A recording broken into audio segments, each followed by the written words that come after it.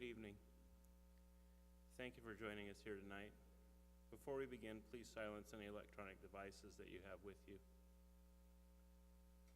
I would like to thank the History Department, the Humanities Center, and the Trades Program for their leadership and vision in sponsoring this event this evening. Our guest this evening is Dr. Bill Rorabaugh, who is a professor of history at the University of Washington. Dr. Rorabaugh completed his undergraduate work at Stanford University and received his MA and PhD in history from the University of California, Berkeley. Early in his career, Dr. Rorabaugh produced 2 books on the social history of the Revolutionary and early Republican period in American history, The Alcoholic Republic and American Tradition, and the book that is the basis for tonight's lecture, The Craft Apprentice, From Franklin to the Machine Age. Much of Dr. Rorabaugh's current teaching and scholarship has focused on more recent American social history, particularly on the 1960s. 2 of his books focusing on that time period are The Real Making of the President, Kennedy, Nixon, and the 1960 Election, and Kennedy and the Promise of the 60s. From 2003 to 2008, Dr. Rorabaugh was the managing editor of Pacific Northwest Quarterly, the University of Washington's peer-reviewed journal that publishes articles about the history of the Pacific Northwest. In fall 2004, Dr. Rorabaugh served as the Distinguished Visiting National Endowment for the Humanities Professor at the University of Richmond in Virginia. In 2011, Dr. Rorabaugh participated in a panel discussion called Understanding Richard Nixon's Politics, which was broadcast on C-SPAN. His most recent book, written with Donald Critchlow and published in 2013, is Takeover: How the Left's Quest for Social Justice Corrupted Liberalism. He is currently working on a book about hippie counterculture. Please join me in giving Dr. Bill Rorabaugh a very warm welcome to Everett Community College.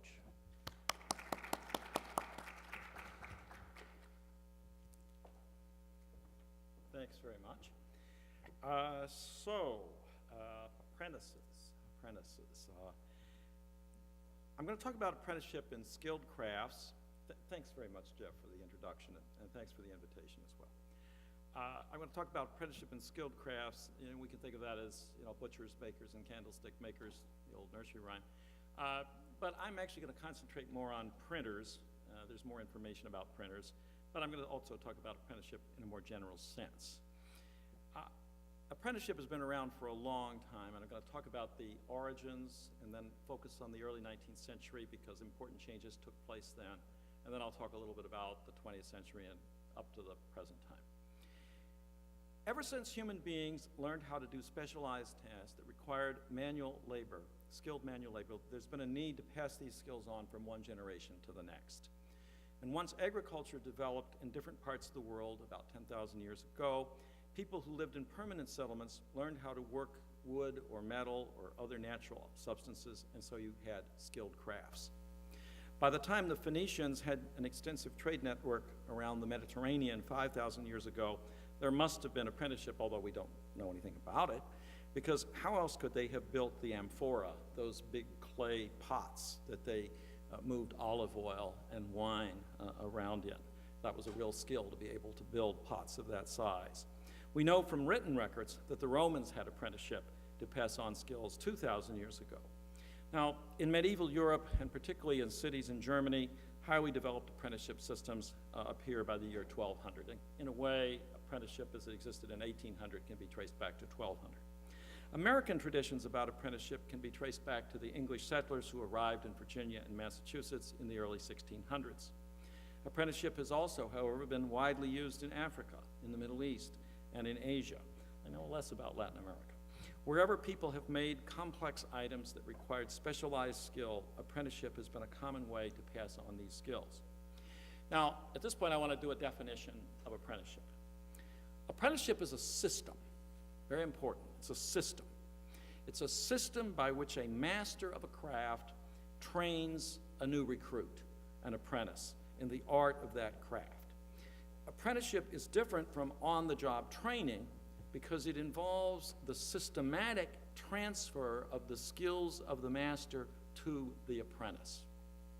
At the end of the apprenticeship, the apprentice is formally recognized as having mastered the craft.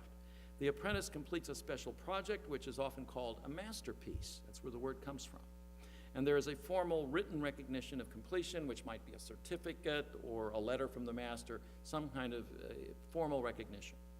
Unlike school, apprenticeship is usually a one-on-one relationship, one master, one apprentice. And while a master might be responsible for more than one apprentice, each apprentice works primarily with just one master. Apprentices, of course, might help each other, but the instruction comes only from the master to the apprentice one-on-one. Now, one of the most interesting things about apprenticeship is that it usually involves very few words. It's not verbal. It's not education. It's not teaching in the normal sense. It's a system of learning by observation and copying. At first, the apprentice is told, watch the master at work. And while the apprentice does this, the apprentice might be expected to help, bring tools, for example, or bring supplies, or clean up the work area. But after the master believes that the apprentice is ready to learn something, the apprentice will then be given an assignment to make a particular object. This will be a simple object. This will not be very complicated. The idea is to copy the work of the master. And when the object is finished, that object will be presented to the master. And often the master will make no comment about this first product. The completed object may be discarded, showing that it's inferior. The master doesn't explain why, it doesn't explain what's wrong with it, just throws it away. What all masters of a craft come to know is that working with material is not really about instruction or about measurement, but rather it's about the feel of the material in the hand. It's how materials actually feel. So apprenticeship is hands-on and it's tactile. To become a master potter in Japan, for example, the apprentice has to throw 10,000 pots. Think about that. Most of these will be smashed as unworthy of being fired. But in the end, after several years, the apprentice will instinctively know by the feel in the potter's wheel of what a good pot feels like, and you can tell that it's a good pot just by how it feels. And that's the point at which you've finished your apprenticeship. In traditional societies, say the United States about 200 years ago, about 95% of the population were farmers. It's important to remember that. The United States was largely agricultural. It took that many people to grow the food to feed everyone else. And so it's only a small part of the population that's actually not agricultural. Of that remaining 5% of the population, only a few were rich merchants, lawyers, doctors, preachers, the people whose names tend to get in the history books. There were some, of course, storekeepers as well. But many more were skilled artisans, and some were unskilled workers, including household servants. Slaves, one can say, were either agricultural laborers or household servants. The very, very tiny number of slaves on large plantations were skilled craftsmen, and they were definitely a slave elite. Women's status was determined by the status of their fathers or their husbands. And I'm sorry, but this is a lecture about boys and men. It's not about girls and women, because apprenticeship was not actually something women did. An unmarried woman had great difficulty earning enough money to support herself. Many did so as seamstresses. Others kept taverns or ran boarding houses. But if you look at a city like Philadelphia in 1800, about 20% of the men were merchants, lawyers, doctors, preachers, teachers, or storekeepers, the white-collar part of the population. Another 40% were skilled craftsmen. You can think of Ben Franklin, the printer. So 40% of the population in a city would be skilled craftsmen. And then the remaining poorest 40% of the population would either be unskilled laborers or servants. So the skilled craftsmen were, in fact, the middle class. It is that urban middle 40% of the population that I'm focusing on. And it's that group that has three ranks: master, journeyman, and apprentice. So you start to become a skilled craftsman by becoming an apprentice at around age 14 in the United States. Parents would apprentice a son to a trade for 7 years until they turned 21. Daughters generally lived at home until they got married, so there's a difference there. The apprenticeship expired on the youth's 21st birthday. Fathers almost never took a son as an apprentice because the relationship was too close and because it was better for a family to have members who had different skills. You could trade off shoes for hats, for example, if you had a hat maker and a shoemaker in the family.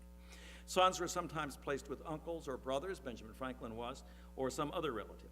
High-class apprenticeships, like, say, goldsmiths or watchmakers, required the payment of a fee. Most sons of skilled craft workers were placed in apprenticeships. The poor, however, needed wages from their children, and so they did not get apprenticeships. Wealthy people sent their children to school to learn middle-class skills that enabled them to become merchants, lawyers, or storekeepers. And so you have a real class system in the United States at that time. This traditional system survives up until about the year 1830. Now, apprentices were not paid wages, but they received free training in their craft as well as free room and board in the master's house. If they had not completed an 8th grade education, the master was required to let the youth have time off to complete school. Financially, the master lost money in the early years of the apprenticeship, when a growing youth ate more in food than he could produce in work, and much of the work was in the form of, sweeping the floor or other menial kinds of activities. But in the last years of an apprenticeship, the master stood to profit from high-quality work produced at low cost, that is, the cost of room and board and nothing else. It was at that point that apprentices were tempted to run away in order to take a paid job somewhere else. And of course, the most famous runaway was Benjamin Franklin. In his autobiography, he condemns his action as, quote, one of the great errata of my life. But his subsequent success suggests that the real message to his youthful readers, the book was really written for apprentices, was, if it's profitable for you to run away, you should do it. Yeah, Franklin was a man on the make with his eye on money, and the only other thing he ever had his eye on was women. Apprenticeship could be formal or informal.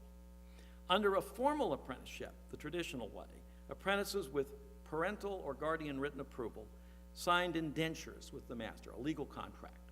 It was enforceable in court. The master agreed to teach the trade and provide room and board. The apprentice agreed to stay until the 21st birthday. But of course, running away, as I mentioned, was fairly common. Now, apprentices sometimes did file complaints in court, most commonly for the masters failing to teach the trade or for bad food, but judges usually rejected these appeals.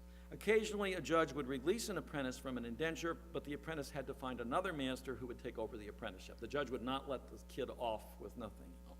A master could send authorities to return a runaway, and a runaway or the unlawful employer of the runaway could be sued for any wages that had been earned before the expiration of the contract, before age 21. So therefore, when people ran away, they tended to go a long way away, try to escape. Under informal apprenticeship, which became more common around 1830, there was no contract, and an apprentice could legally leave at any time.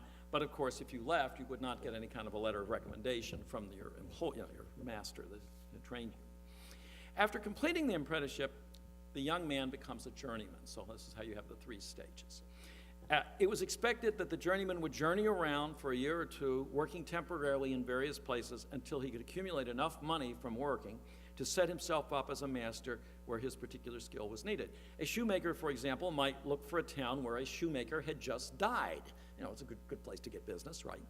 At that point, the shoemaker would become a master, and when his business expanded, then he could expect to have his own apprentices. And so you now have moved from apprentice to journeyman to master. Now, this system, the traditional system, which had been going on since 1200, worked well when the economy was growing. But of course, it caused trouble in hard times. Too many journeymen wandering around looking for non-existent jobs and never able to save enough money to set up for themselves. The young printer Horace Greeley, having just finished his apprenticeship in rural Vermont, tells in his memoir of his arrival in New York City during a recession in 1831 and how he was in desperate straits trying to find work. But he did find a job. It enabled Greeley to stay in New York. He made friends and eventually established the New York Tribune. I want to turn to the trade of printing in some detail because, well, first of all, the records are good. And secondly, printing shows many of the problems posed for apprenticeship by the emergence of the industrial age. Now, if you go back to 1800, the life of a printer was about the same as it had been in 1700 when Franklin had learned to set type and pull the press almost, at the same time. Indeed, hundreds of years earlier, say 1455, when Gutenberg invented movable type, the life of a printer was about the same. So for hundreds of years, printing really didn't change. In a print shop, an apprentice would first learn to set type, each letter being put into the line by hand, and then the lines were set in the printing case, and eventually it's printed. After the apprentice had gained size and strength, the apprentice would assist the pressman, who was either a journeyman or the master, in pulling copies from the hand press. This took great strength. Until the 1820s, traditional methods were used, but then it was learned that an ink roller made of molasses boiled with glue, strange combination, could be used to put ink on the type better than the traditional leather balls. Normally, you had taken leather balls that actually weighed a lot, and you did this. You beat the type with ink. A boy could ink the roller, whereas the balls required adult strength, and so this changes the dynamics.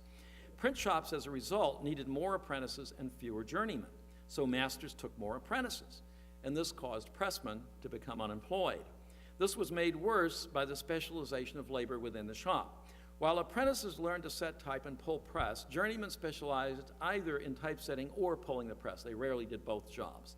Masters had long used apprentices to save money to set type, and journeymen had been hired primarily to pull the press. But now masters could use apprentices both for typesetting and to assist at the press. So instead of having 2 journeymen at the press, you only had 1 journeyman and 1 kid. Displaced journeymen, unless they were unusually nimble typesetters, were out of work. The next innovation made the problem worse for the pressmen. It was the age of steam, and by the 1830s, steam presses were in use in large print shops. They had many advantages. They printed more evenly, they printed faster, and they never grumbled, complained, or got drunk, unlike the journeyman.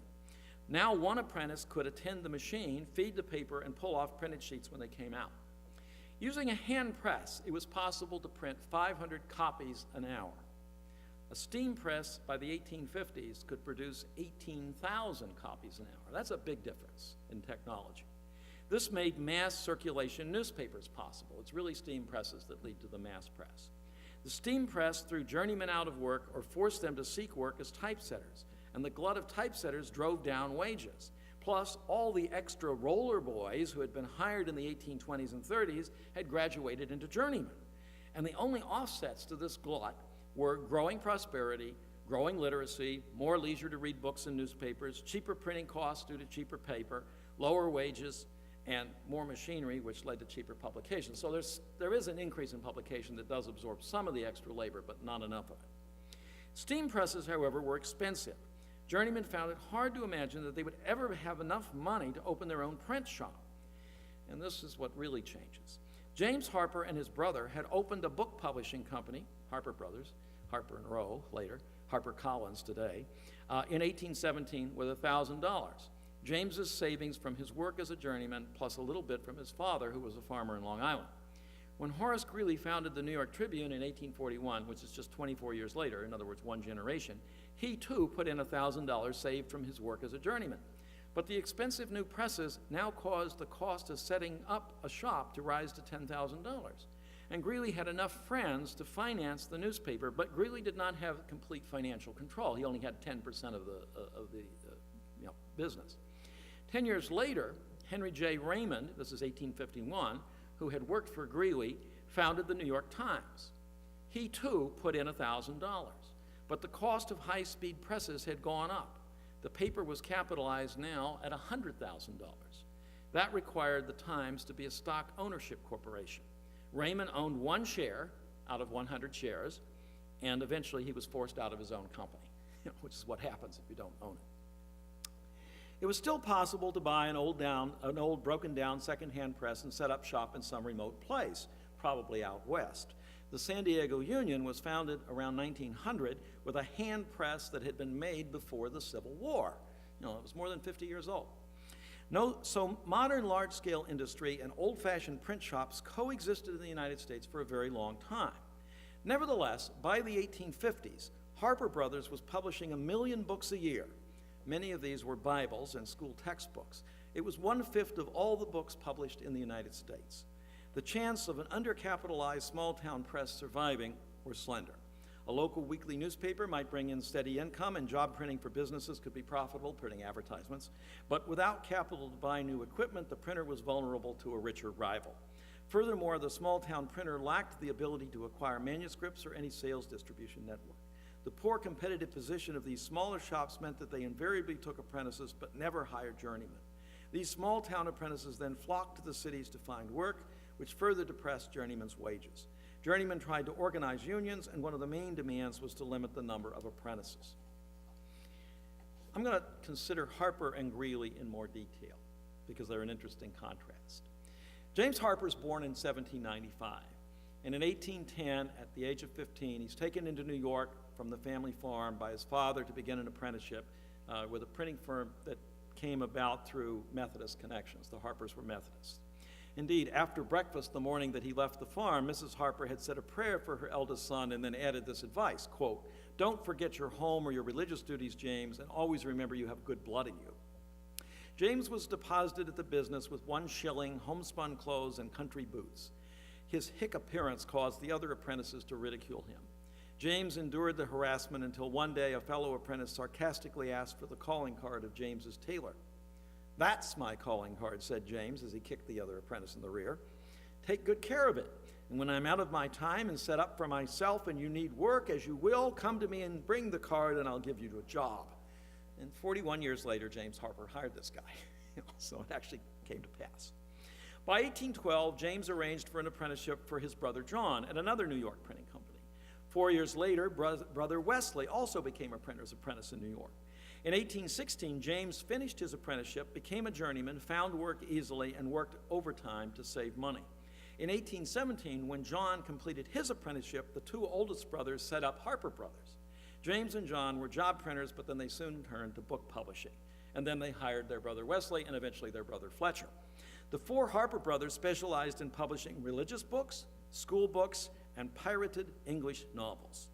English authors were not eligible for copyright in the United States, and Charles Dickens really complained about that. Harper Brothers built its business on large volume, low prices, and low profits. Authors were paid poorly per copy, but the huge volume of business due to the excellent distribution system meant extra sales that authors came out ahead. Harper's published cheap editions using standard layouts, and in 1853 they founded Harper's Magazine, which I think still exists, right? They hired widows recommended by Methodist charities as bookbinders. They're among the first people to hire women in large numbers. Horace Greeley was 16 years younger than James Harper, not quite a generation. He was born in 1811 in New Hampshire and grew up on a poor farm in Vermont. His father was so poor he didn't even own the farm. From childhood, Greeley loved newspapers and he resolved to become a printer. In 1826, he read an ad for an apprenticeship in a rural newspaper in East Pulteney, Vermont. Greeley found Amos Bliss, the owner, planting potatoes. Greeley showed up wearing short, baggy trousers, no stockings, and very worn-out shoes. The proprietor laughed. Horace asked, "Don't you want a boy to learn the trade?" Bliss said, "Well, we've been thinking about it. Do you want to learn to print?" "I've had some notion of it." And then there was a pause, and Bliss spoke. "Well, my boy, but you know, it takes considerable learning to be a printer. Have you been to school much?" "No, I haven't been to school much," he said, "but I've read some." "What have you read?" "Well, I read some history and some travels and a little of everything." "Where do you live?" "West Haven." "How did you get here?" "On foot." "What's your name?" "Horace Greeley." Bliss was the school board inspector, and so he examined Horace. To Bliss's surprise, the youth answered all the questions, including those usually put to the teachers when they were being interviewed for teaching jobs. Bliss was astounded by the precocity of the youth that he sent him to talk to the foreman of the printing office. Horace entered the office, the apprentices snickered at his rough appearance, and after a 10-minute interview with the foreman, Horace was sent back to Bliss in the potato patch with a note that read, quote, "Guess we'd better try him." Bliss told Horace he could have the apprenticeship if his father would consent to an indenture. Horace then walked home and told his father what he had done. Meanwhile, walking home is about 20 miles. The printing office was astir. After Horace left, one of the other apprentices turned to Bliss and said, "You're not going to hire that towhead, Mr. Bliss, are you?" And Bliss replied, "I am, and if you boys are expecting to get any fun out of him, you'd better get it quick, or you'll be too late. There's something in that towhead, as you'll find out before you're a week older." On April 18, 1826, Horace and his father went to visit Bliss to negotiate the apprenticeship. After Bliss proposed that Horace, according to local custom, be bound for 5 years and get board plus $20 a year to buy clothes, Horace's father turned hostile. He objected to the principle of binding. He thought 5 years too long, and he thought the pay too low. An apprehensive Horace worried that his stubborn father would fail to reach an agreement. And when Bliss issued an ultimatum, the elder Greeley turned to walk out. But Horace refused to leave, and so the negotiations had to continue. In the end, Horace got the right to a kind of trial period, which was explained in a curious handwritten indenture, and I'm going to read the whole indenture. Terms of Horace Greeley's apprenticeship. Mr. Greeley says his boy may stay as an apprentice to Dewey and Bliss in the printing business till he is 20 years of age. That he may stay 1 year, and he will clothe him, and then determine whether he may stay another year. He means that the boy may stay until 20 years old, and that he will not take him away for anything except ill usage. If the boy stays till he is 20, 20 years old, he is to have $40 a year in clothing after the first 6 months and have his board. The boy is to be faithful and serve with the best of his ability in the office under the direction of the foreman. So the foreman is actually going to be the master in this case. He is to be allowed reasonable time to go home to see his friends occasionally, and as other apprentices do. The boy's name is Horace Greeley, A. Bliss, Pulteney, April 18, 1826, unquote. This remarkable, eccentric, peculiar, and possibly illegal document is what Horace Greeley entered into apprenticeship with. By 1826, formal indentures were fading away and standard printed forms were no longer in use. They'd been printed forms. It's also interesting to note that there's no reference to Horace's moral character, which was a standard in most of the printed forms. Then came Horace's initiation into the shop, which was a tradition for new apprentices. At the end of the first day of work, the other apprentices threw type at him, and Horace ignored it. Then the next day they talked saucily, and he ignored that too. On the third day, the oldest apprentice said that Horace's blonde hair was too light colored, and he dabbed him 4 times on the top of the head with the black inked balls. Horace said nothing. After work, it took an hour to get the ink out. After the inking, there were no more trials, and Horace made rapid progress at learning to set type, and everybody in the shop became friends. East Pulteney, however, had a problem.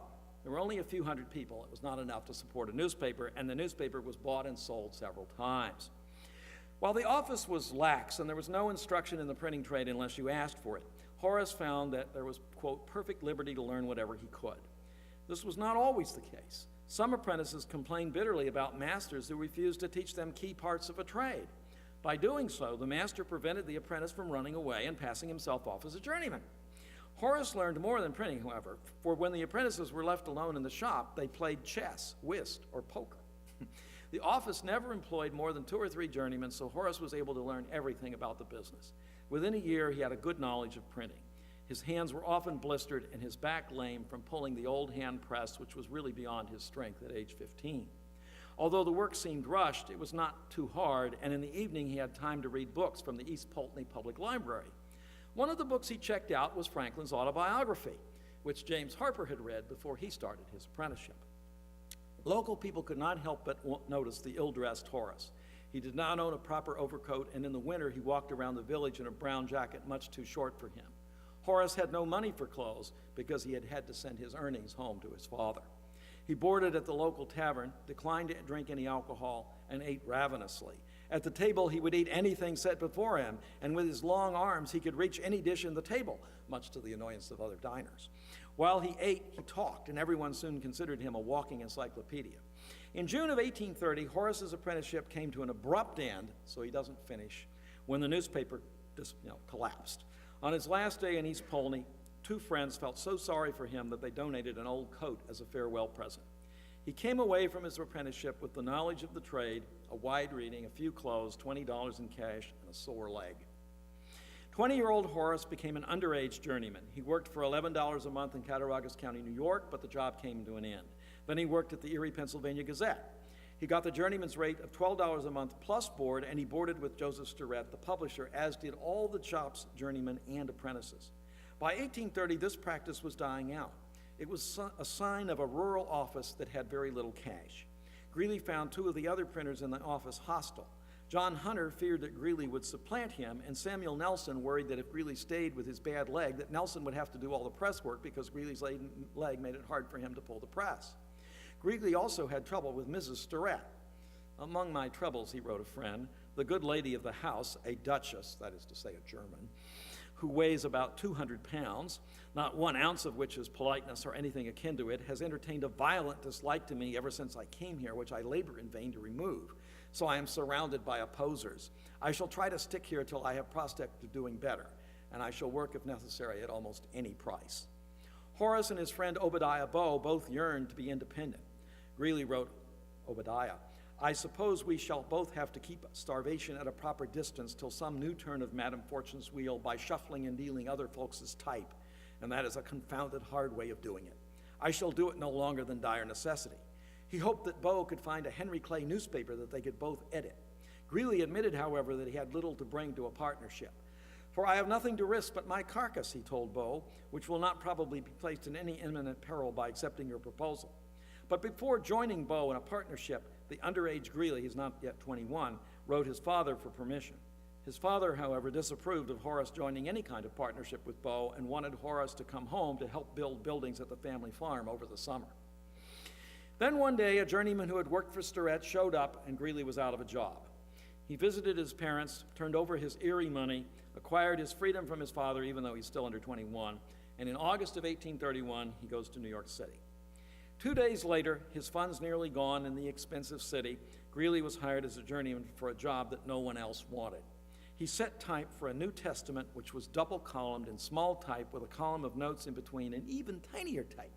The text was lorded with Greek words and numerals to the notes, and prefatory remarks to each book were set in tiny type but paid as if they were larger type. The task was so tedious that it was necessary to do 2 sets of correcting proofs, and sometimes Greeley had to wait for pages to be printed to get more letters to set the next page of type. The disagreeable work was matched by the owner, John West. Not satisfied with merely having his work well done, Greeley commented, he insists upon having it done according to the nicest rules of art. He quarrels with and discharges more hands than any other printer in the city, though some employ 10 times as many. I work for him because his office is close to my boarding house, and he is sure to pay, which you know is not the case with all the printers. He hires me because he knows I can set any manuscript, however abominable, and make a cleaner proof than almost anybody. Besides, I can humor his taste. You would have been amused to see how he managed with me when I first worked for him. He somehow got it into his head that I was a green Yankee, just catched, and that it was his business to make a printer and a man of me. And accordingly, he went about it by finding fault with everything I did or neglected to do. If there was any noise or loud talking in the case room, if there were any errors in the form or imposition, I was sure of a lecture. In fact, I was the whipping boy of the office. Greeley managed to endure the torment. We have never quarreled, noted Greeley, because he has never been able to extract a word of sauce from me. When West lectured him, Greeley smiled. Greeley had little to smile about, however. In the first few weeks on this job, he earned barely enough to cover his board bill. During a good week, working 14 hours a day, he made $6 for the 6-day week. While setting type, a little different than $15 an hour, isn't it? While setting type, he had time to reflect that 15 years earlier, his friend Thurlow Weed had also been a young journeyman printer. But Weed had been paid $12 a week. It was a powerful comment on the declining value of the skills of journeyman printers. Few of the printers in West's shop lasted more than a few days, and when the Bible was finished, Greeley was out of work for 2 weeks. Then he worked on a magazine, but the magazine failed, and he didn't get any money. He went back to work for West. Then winter came, business declined, and Greeley was unemployed again. Then Greeley got a job on a newspaper, the Spirit of the Times. But then the cholera struck New York, people fled, the newspaper's circulation went down, and Greeley, again, couldn't find any way to get paid his wages. Unemployed, Greeley visited friends in New England, returned to New York, founded the Morning Post, his first newspaper, and quickly ran out of money. Greeley supported himself by printing lottery tickets. He published a successful weekly in 1836, The New Yorker, but the paper folded in the Depression that started in 1837. Finally, in 1841, he founded the New York Tribune, which became successful. But he never controlled the paper's finances and was never wealthy. And although he became the most famous editor in the United States in the 19th century and ran for president as a reform candidate with Democratic Party backing in the presidential election of 1872, Greeley never achieved financial independence. He had as much ambition, brains, and energy as James Harper, but they had very different life experiences because of generational timing. So, if you want to get rich, it helps to be born in the right year, right? The Depression that ran from 1837 to 1845 crippled Greeley and others of his cohort. The Harpers were already well established before 1837, and they could withstand the Depression. Journeyman printers who felt threatened in the 1830s organized labor unions to protect themselves. These new unions have to be understood within the context of earlier unions that date to the 1790s. The early craft organizations in the 1790s came in many forms. Some admitted both masters and journeymen. They tried to fix prices for work in a given city. Sometimes they also informally agreed to limit the number of apprentices that a master would be allowed to take. While such guilds for skilled crafts were recognized legally in England, where permission from the guild, including a formal certificate of completion of an apprenticeship, was necessary in order to practice many skilled trades, the United States never had legally recognized guilds. Guilds ran the risk of being charged with conspiracy. It was unlawful for a group of people to conspire to fix prices or wages. Hence, many guilds established in the 1790s were secret societies, and the guild prices were handwritten on copies of printed forms that were never circulated. Indeed, to avoid trouble, some guilds organized themselves as burial societies that provided small insurance benefits for members, enough to pay for a funeral. The charitable function was public and legal. The price fixing was illegal and took place at closed meetings, so they have a public and a private function. There were labor shortages in America's largest cities in the 1790s, and some journeymen decided to form their own organizations to fix wages rather than to join with the masters. Of course, they get higher wages this way. The interest in unions was a function of how work was organized. So long as apprentices believed that they would be a journeyman for only a few years, on their way to independent status as a master, few journeymen were very interested in unions because you were going to rise up and become a master.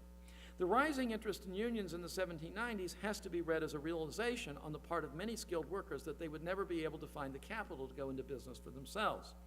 If being a journeyman was to take on a permanent status, then a union of all journeymen in town who practiced the same craft in order to fix wages made sense.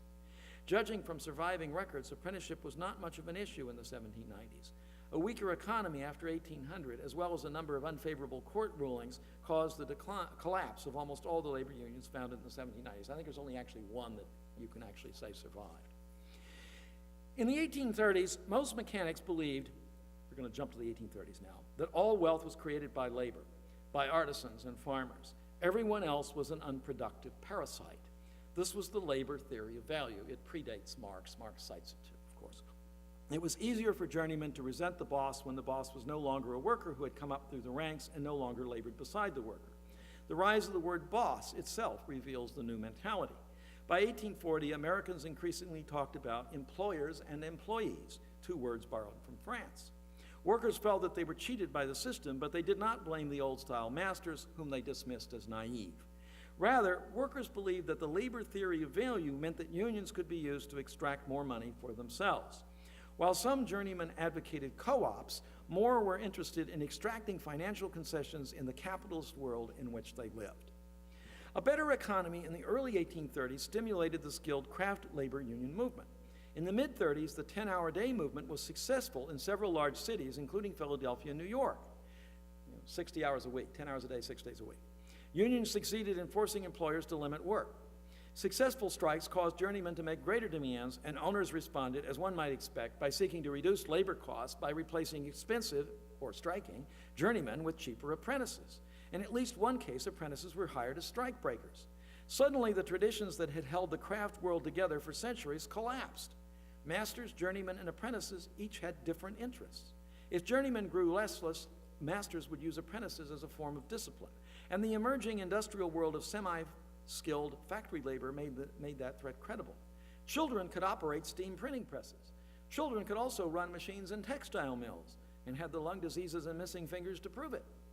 For journeymen, apprentices became a curse both to the present as strikebreakers and to the future as additional journeymen whose presence would drive down wages in the perpetual battle with masters, who were increasingly, of course, called owners. But the boom years of the 1830s, which ended with the 1837 Depression, presented masters with another problem. A shortage of apprentices threatened to start a bidding war that could ruin masters. Since factories paid children for their labor, and there are more and more factories, parents often preferred to place a child in a factory job rather than in an apprenticeship. It is during the 1830s that apprentices began to be paid in cash wages and to be responsible for finding their own place to live. Some lived at home with parents. Others lived in boarding houses, but they didn't live with the owners, the masters, anymore. Ambitious parents, including many artisans, saw that their sons would have a brighter economic future if they had more education and a middle-class, white-collar job. Demands for free public high schools in America's largest cities were intense in the 1830s, and these demands came almost entirely from skilled workers who saw the crafts being squeezed, with wages in decline and with cheap semi-skilled factory labor displacing skilled labor. Expensive handmade shoes were increasingly giving way to cheap machine-made shoes that came from Lynn, Massachusetts. Shoemaking disappeared as a craft. Immigrants ran the machines in Lynn, Massachusetts. In Philadelphia in the 1830s, 40% of craftsmen saw matters in the traditional way. They were the group most likely to stay drunk all weekend and thereby celebrate what was called St. Monday. The traditionalists were not necessarily the best workers. About 50% of craftsmen believed in upward mobility through self-improvement. They favored respectability, participated in the religious revivals and reform movements of the times, dressed like white-collar workers when they were not working at their job, tried to educate their children in public schools, and acted as much like the wealthier white-collar middle class as they could. And they didn't drink either. They believed that life would be better for their children. They did not have much interest in unions. The remaining 10% might be called radicals. They did not necessarily agree on every detail, but the radicals rejected the existing social order as unfair, and they included many English immigrants who were the organizers of the labor unions of the 1830s. Perhaps in no trade in the 1830s were journeymen so concerned about losing their places to apprentices as in the trade of printing. In 1833, the Journeyman Printers Union in New York blamed the recent hard times for journeymen upon the practice of hiring runaway or dismissed apprentices at low wages. These were called two-thirds men, said the New York Union, and have always proved a great pest to the profession. They're called, they're paid two-thirds of the regular pay. In addition, roller boys were often trained at the press, and after they had learned the job, the regular pressman was dismissed and replaced by the youth he had trained. The new machinery enabled a few to grow rich while journeymen suffered. Many who had spent from 5 to 7 years of the flower of their lives in acquiring a knowledge of their profession, said the union report, were left either without employment or were obliged to resort to some business with which they were unacquainted and thus constrained to serve a sort of second apprenticeship, unquote. Into this cauldron of boiling discontent boldly stepped Duff Green, a name in American history that's not well known, but that should be better known, Duff Green. Duff Green with a daring, innovative, and radical proposal for the complete alteration of the printing industry. Green, born in 1791 in Kentucky, had grown up in the rough-and-tumble world of frontier business and politics. And in 1824, he entered journalism by buying the St. Louis Enquirer, which he edited as a staunch John Calhoun paper. Like so many political editors of the day, Green had never been a printer, so he's not like Greeley at all. While no one could call Green typical, his career as a partisan editor during the tumultuous Andrew Jackson era was similar to that of others. In 1826, Green moved to Washington, D.C., bought the U.S. Telegraph, and promoted Andrew Jackson. After 1830, however, Green followed Calhoun into the anti-Jackson, anti-tariff, pro-slavery camp, and in the 1830s, he was both a potent political force and an influential Washington businessman. At the time, the Washington Printers Union, the Columbia Typographical Society, was the most powerful in the country. And the union had succeeded in obtaining the highest wage rates of all the printers in the United States. This outcome had been in part created by the peculiar nature of Washington's government-based printing. Government printing was assigned through a patronage system rather than through competitive bids. And the master printer who obtained a lucrative contract did not mind particularly having to share a portion of it with the workers. Furthermore, the chances for a Washington journeyman to open a successful print shop in competition with politically connected printers was just about zero. So a Washington journeyman might have regarded extra earnings as compensation for giving up the hope of becoming an owner. But the most important reason for the strength of the union was the seasonal nature of the work, which oscillated between huge quantities of congressional reports, laws, pamphlets, political propaganda, and newspapers issued while Congress was in session, and then very little printed the rest of the year. High rates were needed to attract out-of-town journeymen during the busy season, and many were unemployed during the slack times, so they made up for that by having higher wages during the times when they worked. The union was a stabilizing force, in other words. On January 1, 1834, Duff Green issued a proposal to in his newspaper calling for a remarkable change. Green suggested that the charitable citizens of Washington should join together to donate money to build an orphan asylum to be called the Washington Institute. Thus far, the proposal appeared merely to imitate other proposed asylums and institutions. But Green proposed an innovation in this particular orphanage that would be truly remarkable. The asylum would take up to 200 boys, all white, needless to say. Age 11 to 14, it would board them, lodge them, clothe them, and even provide a nurse and doctor for them. The boys would go to school 5 hours a day and get a good common school education, in other words, 8th grade. Naturally, to pay for all this, it would be very expensive. Green proposed that the asylum's operation be paid for by the operation of a printing shop on the premises. Green, of course, would run it. The boys would serve as apprentice printers for 8 hours a day. After the first year, each boy would earn from $1 to $3 a week, depending upon his skill. But this money would not be paid to the boy. Instead, it would be held for the boy until he graduated from the orphanage at the age of 21. By that time, Green estimated the youth would have accumulated $700 in the account, which would be much more than a year's wages for a journeyman. The funds would then be loaned to the youth, who could move to the West and open a print shop. The reaction to Green's proposal was immediate and hostile. Other master printers were bitterly opposed to a scheme that would enable Green, through his exclusive use of the orphanage apprentices, to undercut them by employing apprentices in lieu of the expensive union journeymen. Furthermore, the plan to withhold the apprentices' wages until they turned 21 meant that Green for several years wouldn't have to pay out anything, and it was well known that youths frequently ran away from orphanages. How many of Green's apprentices in the orphanage would stay long enough to collect any money? But the hostility of the master printers was nothing compared to the fury of the Columbia Typographical Society. The union accused Green of seeking personal aggrandizement. Labor's hatred of Green did not start with the Institute. In 1828, Green had been elected the official printer by the House of Representatives, and he had paid the same union wage scale as other government printers. Within a year, however, Green had tried to reduce the journeyman wages from $10 to $8 a week. Although the journeymen successfully resisted this attempted reduction, a year later, Green managed to reduce the night overtime rate from 20 cents an hour to 16 cents an hour. The journeymen acquiesced in this non-standard rate primarily because the union work rules did not specifically cover night overtime rates. Oops, they left it out of the contract. Sometime later, Green began to employ 40 to 50 boys in his print shop. To the union journeymen, the Washington Institute was nothing more than a new attempt by a greedy Green to extract more money from the printing business at the expense of the workers. Green publicly estimated that he would save $15,000 a year in labor costs by using boys in place of journeymen. I calculate that about $1.5 million in today's money. The journeymen attacked numerous aspects of the plan. They were outraged at the scheme to hold the apprentices' wages until they turned 21 and then to loan the money to them to set up for themselves. They noted, "We venture to say there is scarcely a practical printer now living who cannot remember the feeling of delight with which, when a boy, he received from the hands of his employer the amount of his weekly overwork," that is, the overtime pay. Green claimed to be a modern innovator, and he suggested that his institute would punish wrongdoing by solitary confinement rather than corporal punishment. The journeymen were amazed that confinement might be considered to be a means of moral reformation, but they were even more astonished at the assumption that corporal punishment was practiced upon apprentices in any printing office. "Flagellation," they wrote, "has almost entirely ceased in all well-regulated offices in this country," unquote.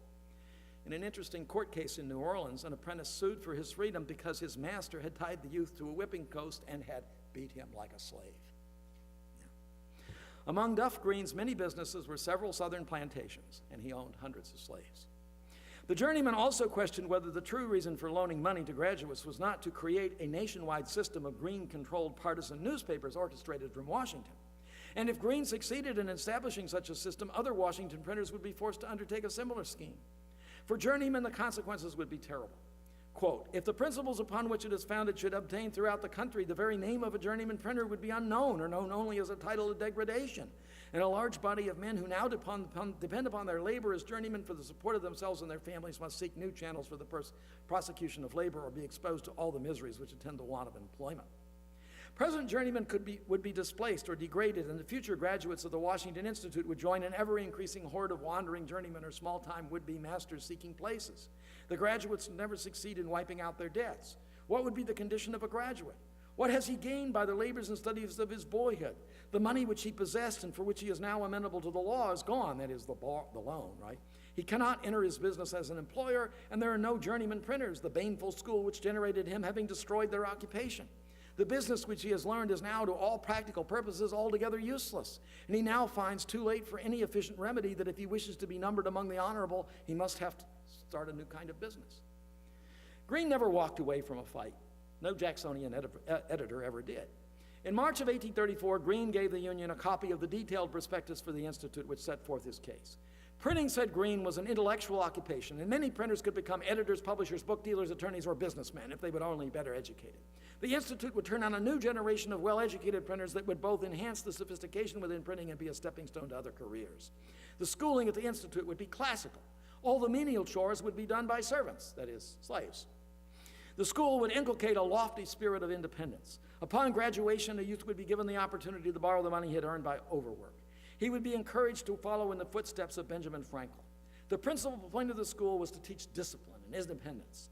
Quote, "The moral of such a school," wrote Green, "is that he who in his infancy has fed, clothed, and educated himself, and especially if in his minority he has provided a capital wherewith to commence business for himself, will necessarily have too much character to become a dependent. He will have the spirit and feeling of a free man, and will act as becomes an American citizen," unquote. You begin to see the psychology of Duff Green. The union replied to Green's prospectus by expressing its concern that the orphanage would educate more journeymen than the craft needed. The union asked, quote, "Does it comport with the true principle of philanthropy to educate men for a profession for which they can never follow, to overburden the business into which they must look for support, to hold up the inexperienced eye of youth the pleasing picture of an honorable career and certain prosperity, which, when he comes to grasp it, vanishes and leaves him in darkness and disappointment?" To this objection, Green had an answer. He argued slyly that the union misunderstood the purpose of his scheme. Quote, "Without meaning any disparagement to those who are now journeyman printers," he wrote, "I respectfully suggest that there are very few who would labor at the press or case if they were fully qualified by education for more lucrative and agreeable pursuits," unquote. He denied that the Institute was to educate a class of superior journeymen who are to supersede the old jurors. Not so. It is to be a school in which the sons of printers and of reputable poor parents may be fitted for a competition with the sons of the rich in pursuit of those honors which are held up by our glorious institutions as the reward of merit and talent. Green added that no group of journeymen had the right to control the number of apprentices an employer would take. The debate continued. Green defied the union and opened the Institute.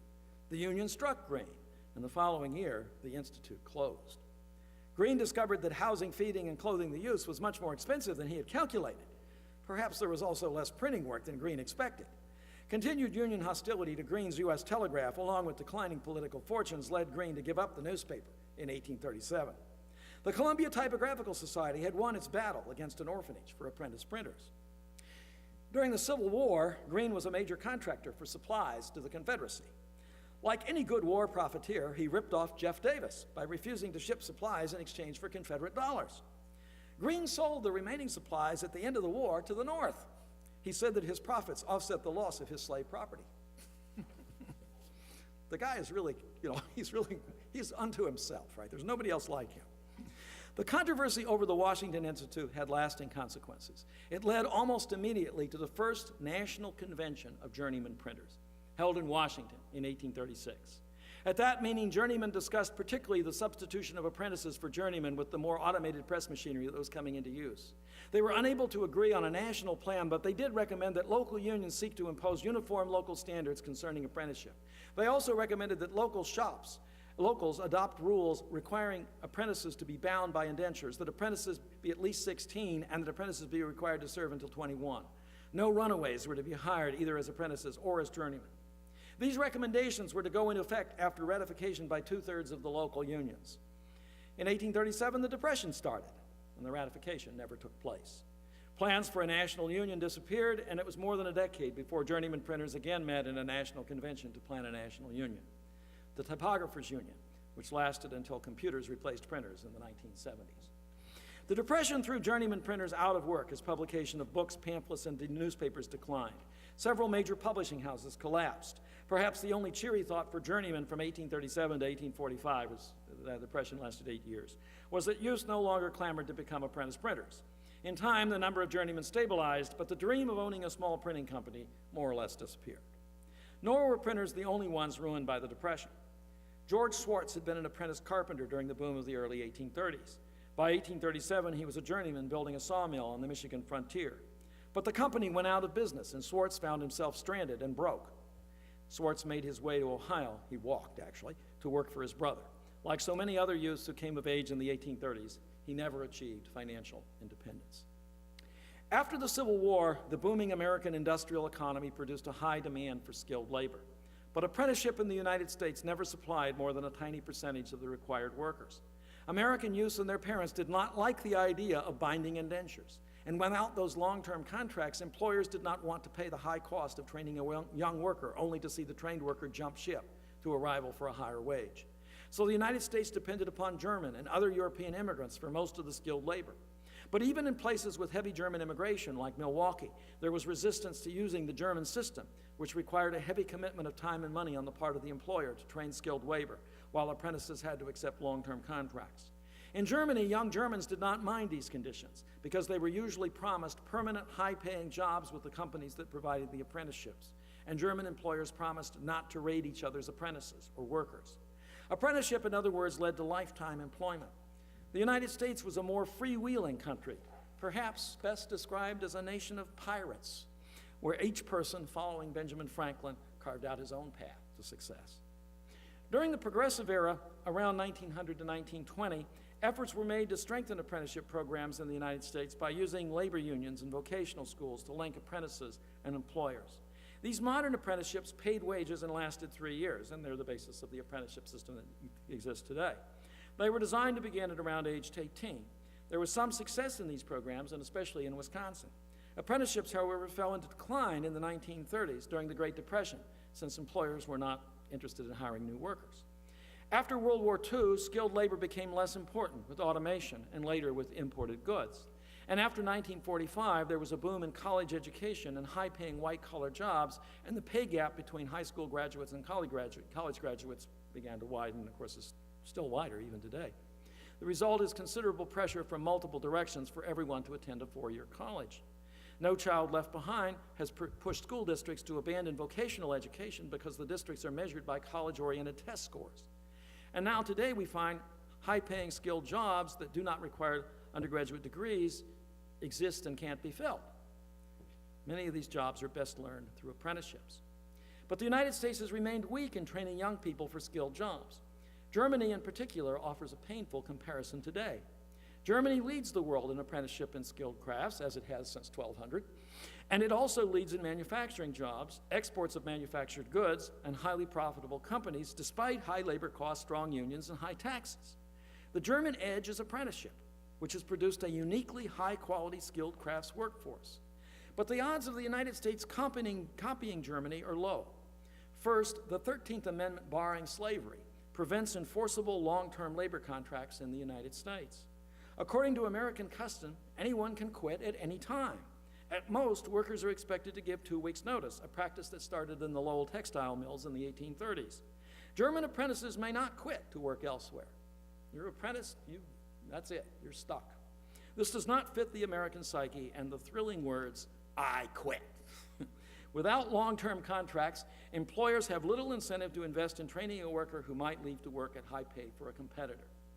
Second, most German employers promise apprentices a permanent high-paying job upon completion of the apprenticeship. American businesses would be reluctant to make such long-term promises. Things are more volatile in the United States. Third, German employers have agreed not to rate each other. It would be impossible to get American businesses to agree to do so, and it might even be illegal under the Sherman Antitrust Act. American business competitors have only a limited legal capacity to talk to each other about any aspect of business that might reduce competition. A lot of people don't realize this, but businesses can't actually talk to each other. Fourth, most apprenticeships in Germany are in family-owned, middle-sized businesses where long-term thinking prevails. Many of these businesses dominate the small towns where they are located. All of the residents in town, including the local school teachers, are focused on that town's major employer. Small businesses in the United States, middle-sized businesses don't really exist in the United States. Small businesses in the United States lack the profits to pay for apprenticeship, and big businesses are too bureaucratic, too focused on short-term profits, and lack the capacity for the one-on-one instruction that makes apprenticeship work. And so the United States remains in the position where it has always been: weak training in the skilled trades with demand for workers exceeding supply. American employers have continued to complain, as they have since the founding of the English colonies in the 1600s, this has gone on for 400 years, about the shortage of skilled labor, but most American employers are reluctant to commit significant resources to training young workers because they continue to be afraid that the workers will jump ship. Government and union-backed apprentice programs could be improved, revived, expanded, but most governments in the United States today are strapped for funds. It was, in Seattle today, it's all about the metro transit vote. And unions are weak, and finding the resources, therefore, is difficult. Neither employers nor employees have much sense of loyalty. Maybe "I quit" is just too important to give up. Or maybe we enjoy being a nation of pirates and adventurers. Think about high-tech, Hollywood, and Mad Men advertising, right? 3 great American industries where a bit of craziness seems to be normal. These are the most successful industries in America, a little bit crazy. Perhaps apprenticeship does not fit the American society. Perhaps, in other words, Americans are too much a nation of dreamers and schemers to go along with a traditional institution like apprenticeship. So maybe that's why we are the way we are. I don't know. I quit. The end.